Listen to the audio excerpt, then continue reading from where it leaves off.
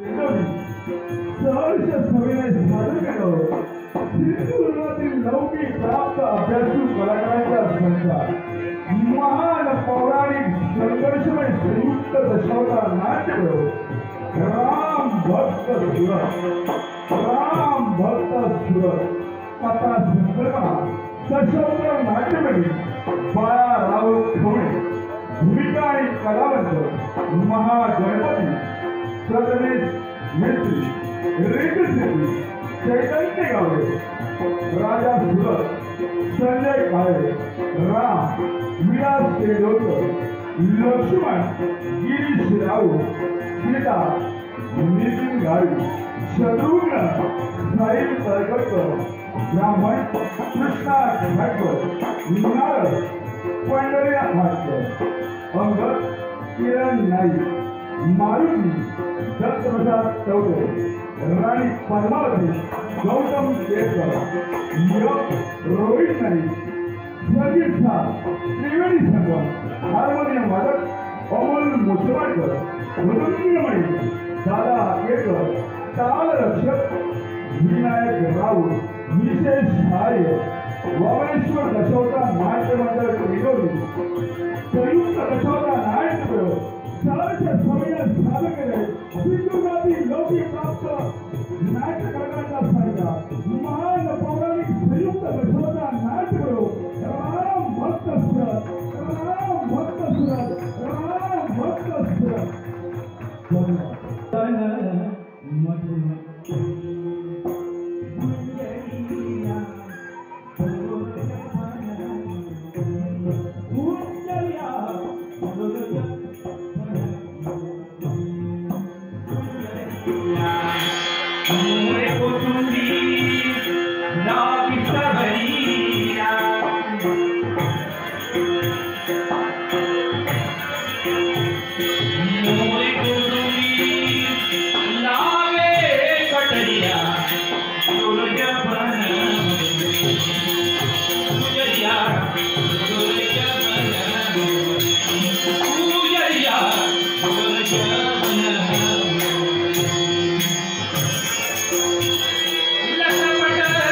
Yeah.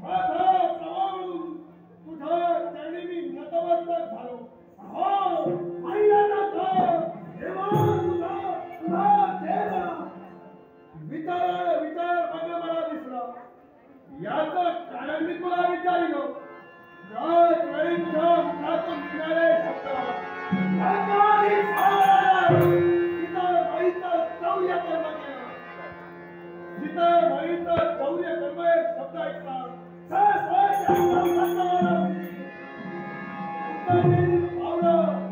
लंकेपर्यंत झाला कोण तुझं मार्गदर्शनानं विविध प्रकारचे पत्र रचण्यात आले कोणत्या पद्धतीनं त्या रंगाची श्रावणाचा शेवट करावा या पद्धतीची नियोजन करण्यात आली देवा तुझ्या मार्गदर्शनानं रंगाधीश रावणाचा शेवट झाला एवढंच नव्हे तर सीतामाईला सीता अयोध्येच्या ठिकाणी तू घेऊन आला राम राज्याला सुरुवात झाली राम राज्याला सुरुवात झाली त्यावेळी तुझ्या मताची निर्णय होता हे सगळ्या हनुमंता त्यावेळी या प्रभावाचा दर्शन तुला हवा असेल त्यावेळी हा देव तुझ्या नेत्रासमोर उभा राहील आणि उलट नित्यार्थ करताना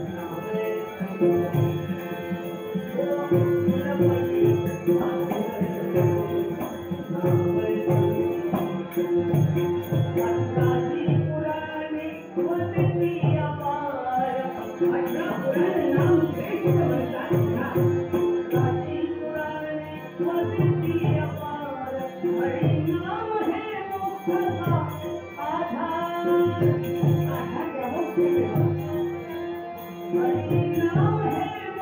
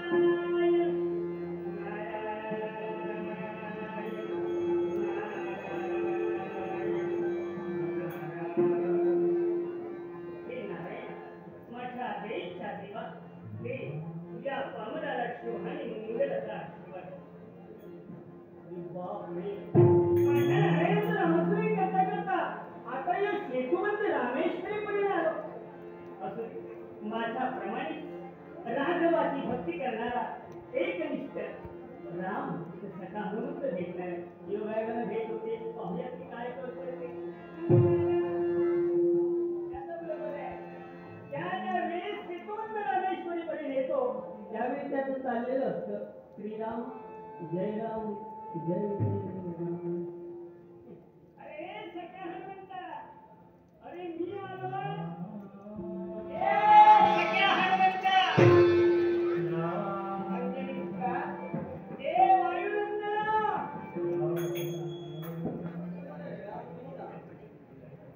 त्याच्या मुखात राम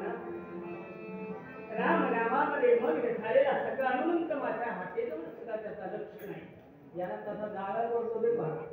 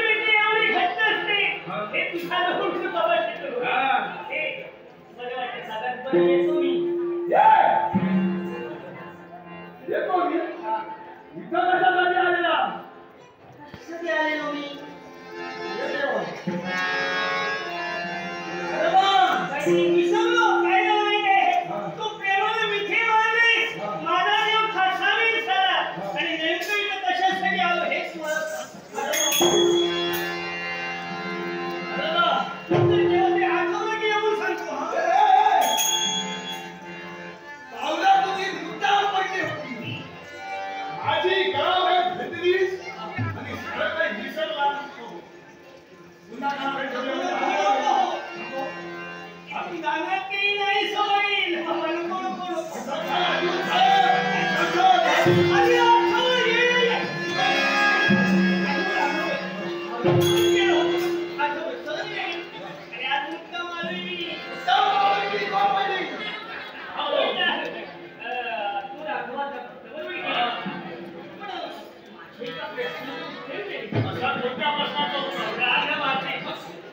त्या प्रभू रामचंद्राचे भक्त ते तुझे माझा बंधू माझे सुद्धा किंवा त्या प्रभूचे भक्त माझा बंधू तुझे बंधू हो.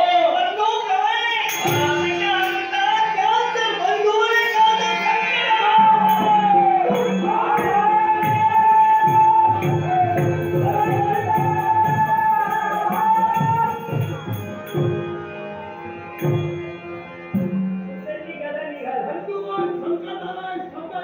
संकटाचं निवारण करण्यासाठी पावलं उचलली. नेहमीप्रमाणे पुन्हा आळवा. त्याला कारण आहे ना? आणि काही मंडळी संकट म्हटल्यावर आणि त्यातल्या त्या राघवाच्या भक्तावर संकट म्हटल्यावर त्या संकटाला संपुष्टात आणण्यासाठी निघालो. हा ठरविलं. त्याला कारण आहे संकट कुणी कुणावर आणलं हे तुला माहित आहे का? होय, होय, आहे ना. नेमकं तेच विचारायला विचारलं. काहीतरी बोलशील, लक्षात ठेव.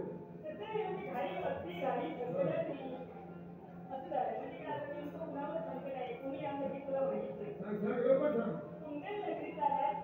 हा. हा सुद्धा पिठात रमाने राघवाची एकनिष्ठतेने भक्ती करतोय. हा. ध्यानी मध्ये आतापर्यंत त्याने रामाचं चिंतन केलं.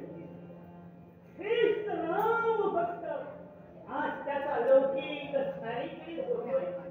पण विचार निराश विराज? माझा राघवाचा भक्त विराज. याच्या मुलाची काय काय का? देवी एवढे कठोर कसे याचा विचार मी हे करतोय.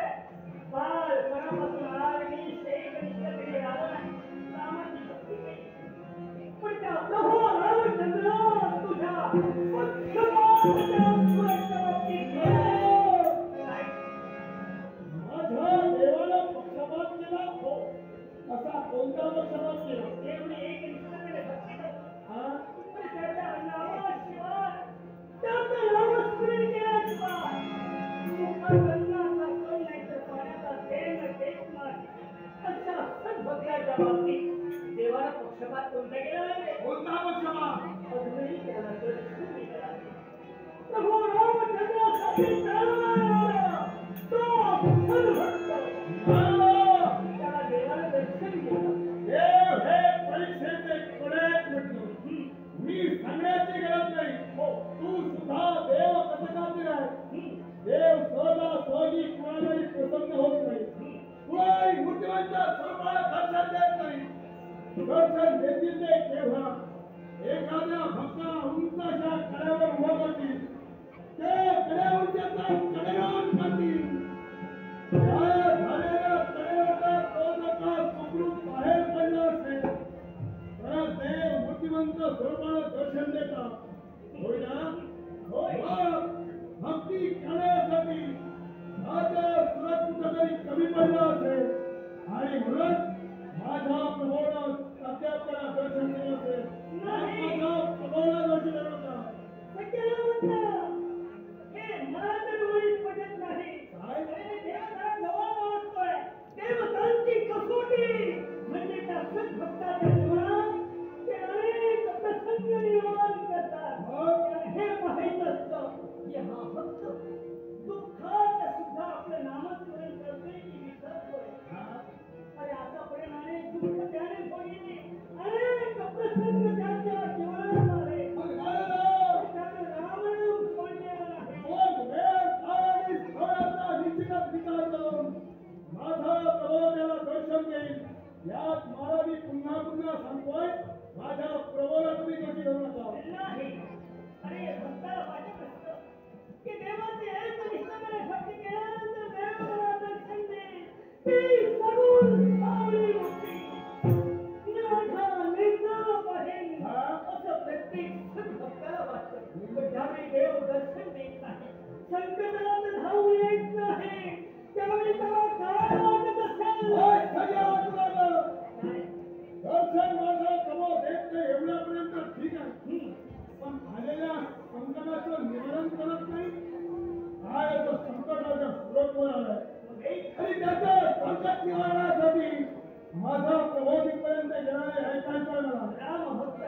ती राम भक्ती पाहून हा? सारे घरी त्याचा वाह होतोय. तुझ्या प्रमाण राम भक्त मंत्राची किती जयत्याग असते.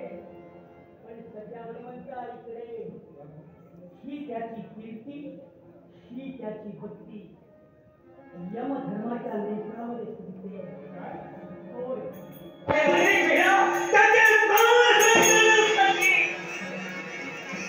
त्याच्या राज्यामध्ये त्यानं प्रवेश केला. प्रत्येक वेळी त्याची संधी अरे नाहीच झाली.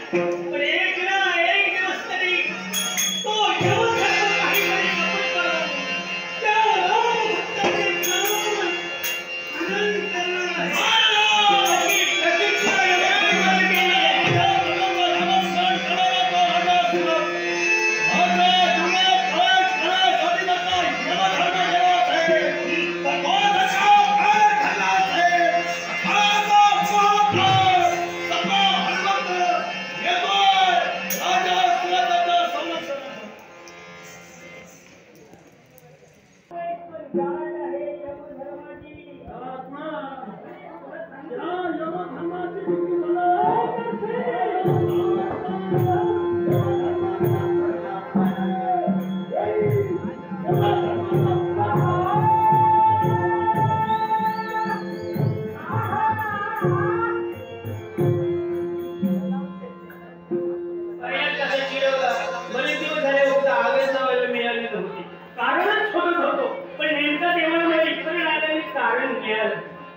हा सखा हनुमान ज्याच्या रोम रोमामध्ये राम नामाशिवाय एक क्षणही जात नाही.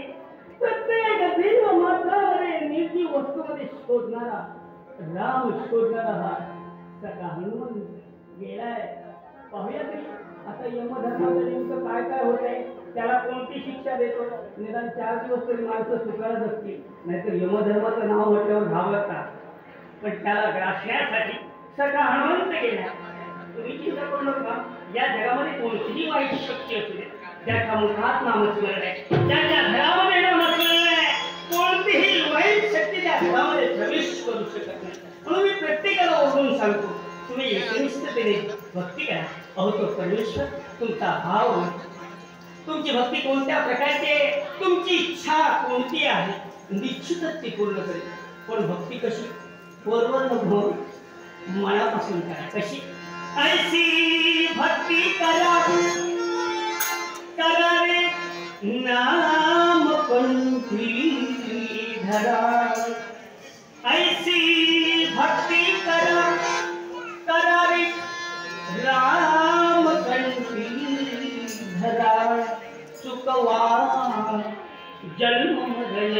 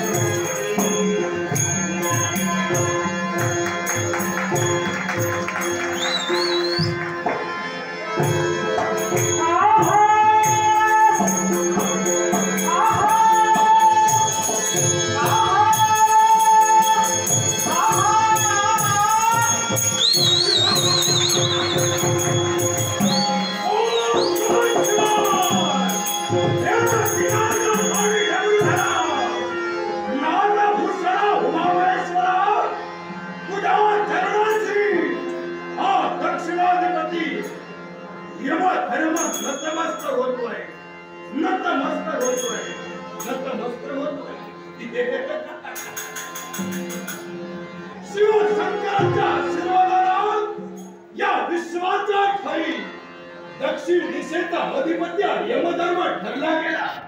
एवढंच कशाला तर या यमधर्माच्या हाती हो रची जबाबदारी म्हणून हे पाच ठेवले गेले. याचं पाठलाग घेतो विश्वाच्या खाली प्रत्येक जीवाचे आत्मा मनुष्यात येतात. हा यमधर्म जो मृत्यूची देवता म्हणून ओळखला जातो तो तर त्याच्या पुण्य आणि पापाच्या नेटून ज्याचं जसं पुण्य असेल ज्याचं जसं पाप असेल त्याचं प्रमाण स्वर्गवास अथवा नरकवासाची प्राप्ती करून देतो. आणि तो पुण्यवान मनुष्य ज्या ज्या देवाचा भक्त असेल त्या देवाच्या चरणापर्यंत एवढंच कशाला तर विश्वाच्या खाली 28 नरकवास प्रस्थापित करण्यात आले. आणि त्यातच असणारी 14 म्हणजे वैतरणी नदी. त्यात वैतरणी नदीपर्यंत पंचप्राण पोहोचविले जातात. एवढ्याच कशाला वैतरणी नदीच्या खाली मांस रक्त पुण्य आणि चिखल या 4 प्रवासाची जी नटलेली वैतरणी नदी याच वैतरणी नदी मृत पावलेले प्राण स्नान केले जातात. त्याच वैतरणी नदीच्या खाली आम्हाला कळलं जातं त्याचं पुण्य किती आहे आणि त्याचं पाप किती आहे. त्याचप्रमाणे सारं कार्य सुरळीत ठेवतो हा यमधर्म. पण नाही पण अपयश पण निसर्गाचा ओढ्य झालेल तर देवऋषी महाराजांच्या सांगण्यावरून माझ्या घरी पठाण पावलेलं कृत्य कोणताच आहे. कुंदन नगरीचा राजा सुराट एक निष्पत्तीने भक्ती करतो तो म्हणजे प्रभू रामचंद्राचे. आणि त्याच मुळे गणपतीचं काय या माझ्या पाशाव एकही प्राण नाही स्वतंत्र वैकुंठाची प्राण अपवाद झाले जातात. आणि म्हणून एक प्राणी आभाषा कसायची हे पाहण्यासाठी तुझ्या पावलांनी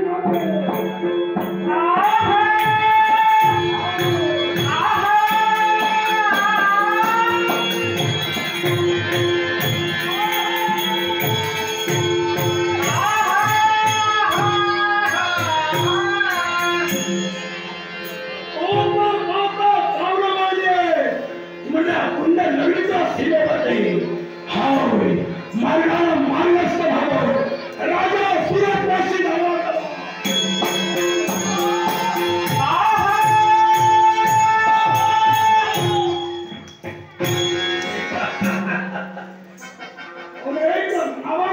संबोधलं गेलो त्याला प्रभू रामाचा साहस लागला तो तर सगळा हनुमंत नमो नमः याला धर्माचा पुरस्कर्ता म्हणून ओळखला जातो. आजपर्यंत ज्यानं कधी अधर्म केला नाही असं तो स्वतःला समजतो. अशा यमधर्माला माझा सुद्धा नमो नमः नमो नमः दिला. पण प्रथमतः माझा मार्गदर्शक कारण याला कारण विनाकारण मी कुणाच्या मार्गात जात नाही. आणि ज्याच्या मार्गात मी गेलो त्याला कारण विचारल्याशिवाय मी माघारी कधी जात नाही. आणि म्हणून माझी पावलाही खोड पडली. दक्षिणाधिपती यमधर्माची तुमच्या देहाला संज्ञा मग कुंडल नगरापर्यंत तुमचा प्रवेश करा. एक मनाच्या ठिकाणी ठरलेली इच्छा एवढंच कशाला माझ्या कर्तव्य हेतूची आडते आणि तेच पूर्ण करण्यासाठी या कुंडल नगरीत माझं कर्तव्य करतोय. तुमचा शब्द मुखातून बाहेर पडले मनात जडलेली इच्छा अशी कोणती इच्छा त्यानंतर वाक्य ऐकलं नाही वाटतं. ते नंतर तर मी पहिल्या विचारलं त्याचं उत्तर दी.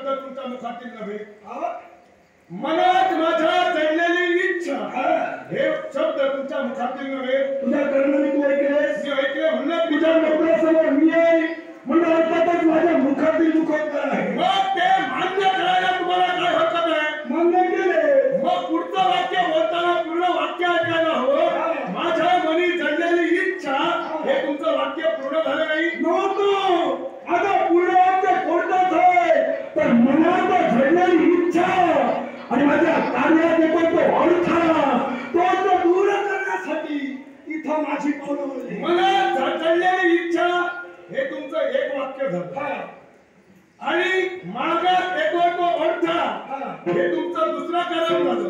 म्हणूनच मी पहिला कारण तुम्हाला विचारलं की मनात तुमच्या जडली इच्छा ती कोणती. ती इच्छा जर सांगितलं तर अडथळा कोणता येतोय हे तुम्हाला नंतर विचारणार होतो. ठीक आहे. मी दोन वाक्याची जर एक वाक्य करत असाल तर तुमचा आहे. मग जर का माझी इच्छा तुला ऐकायचीच आहे, इच्छा माझी नक्कीच सांगेल, पण मला प्रभू रामचंद्राचा भक्त तू शब्द दे, माझी इच्छा पूर्ण करशील. तुझ्या इच्छेची पूर्तता मी करायला हवी. हसू नकोस. तुझ्या इच्छेची पूर्तता मी करायला हवी. मी तुला कारण विचारेन. कारण सांगायचं नसेल तर नाही म्हणून सांग. इच्छेची पूर्तता करण्यासाठी मी सांप्रत इथं उभा नाही. तुझी इच्छा ऐक. देव तत्वातील देव घटनाच म्हटलं. या मृत्यू लोकाच्या ठिकाणी येऊन जर मृत्यू लोकांच्या ठिकाणी असणाऱ्या जर या सगळ्या हनुमंताची तुला जर गरज असेल, तुझं इच्छित साध्य करावंसं वाटत असेल, तुझी इच्छा जर योग्य असेल, मी निश्चितपणे म्हणतोय तुझ्या भाषेत एक वाक्याचा तुला उल्लेख करणार नाही. सांगताना तुला सर्व दोन्ही वाक्यांचा उल्लेख सांगतो. प्रथमतः कार्यात येणारा अडथळा कोणता सांग. पहिला इच्छा सांग. सगळं एकदम सांगेल. सगळं सांगेल. माझ्या कार्यात येणारा अडथळा आणि माझी इच्छा कोणती माहितीये का? या राज्याच्या धर्मानं प्रवेश केला. का माहितीये? या राज्याचा राजा सूर्य याच्याकडून सैनिक घडते ती भक्ती घडेल त्याच्याशी माझी काही पर्वा नाही. पण भक्ती होत असताना काय घडतं माहितीये का? त्याच्या राज्यातील जे प्राण आहेत ना ते या यमपाशात येत नाहीये. माझं कार्य कुठेतरी होतंय, जाताय ते वैकुंठाशी आणि त्याचं इच्छित साध्य करायचंय आणि ते प्राण माझ्या पाशात घ्यावे ही माझी इच्छा आहे.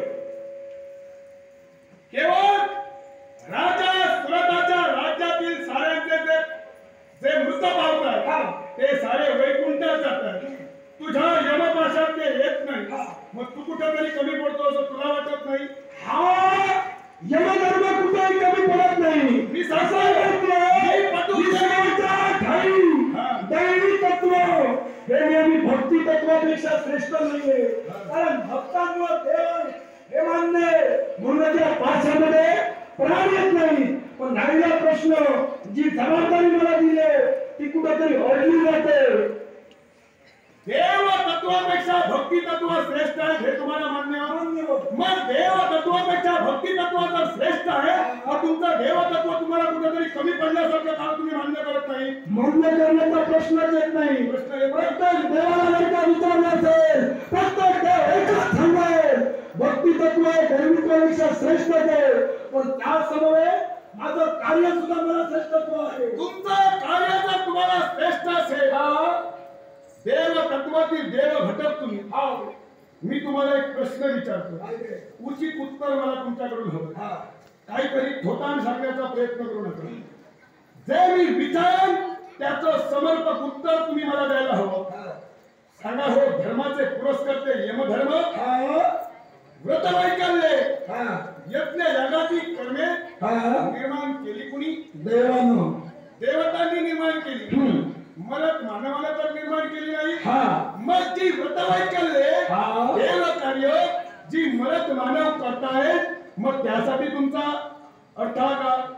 एक देव कार्य यज्ञ कार्य हे मान्य देवाने निर्माण केलं. पण त्याचा समोर हाती दिला तर यमपाश तो सुद्धा माझ्या हाती तू देवाने दिला आहे एवढं मात्र तुझ्या ध्यानात असू दे.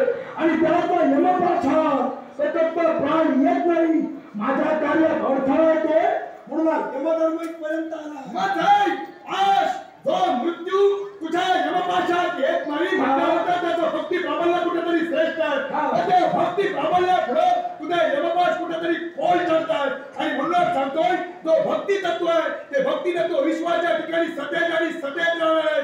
ते तुझ्या यमपाशात केवळ येणार नाही. कदाचित असेल भक्ती तत्व श्रेष्ठ, पण हा यमधर्म सुद्धा काही कमी नव्हे.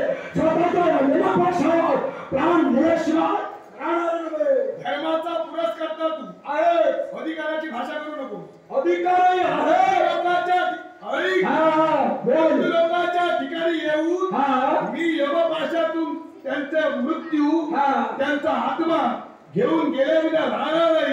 हे शब्द तुला शोभा देतात. बोलताना विचार कर, या धर्माची कारण विश्वाचा ठाई मृत्यूची देवता म्हणून यमधर्माला गणलं गेलं. मग जर का तीच मृत्यूची देवता कार्यात अडथळत असेल, काय माझं चुकलं? जिथं भक्ती तत्व सतेज आहे, जिथं तुला स्थान नाही, जिथं प्रवेश करण्यात अधिकार नाही, तिथं तुझा हातापायी कळा का? हे सारं मला कळल्यानंतरच, पण मला एक तू शब्द बोललास तो अजून माझ्या कर्णात पटतोय. काय माहितीये का? मृत्यूची देवता धर्माची देवता असेल यांना वाटतं. मग तुला काय वाटतं? याला कारण आहे तुझी आजची कर्म नाही, याच्यापूर्वी सुद्धा तू कर्म केलेली आहे. आणि या मागा केलेल्या कर्माचा फाळा जर वाचला ना, हे साऱ्यांचे प्राण नेण्याचं विसरून जाशील. येऊ नको. जे काय असेल माझा प्राण नेण्याचं राहिले तरी चालतील. असेल ते पूर्ण कर.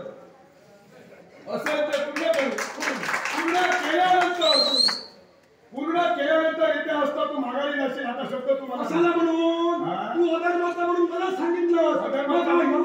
धर्माचा कसा तुम्ही सांगितलं. प्रल्हाद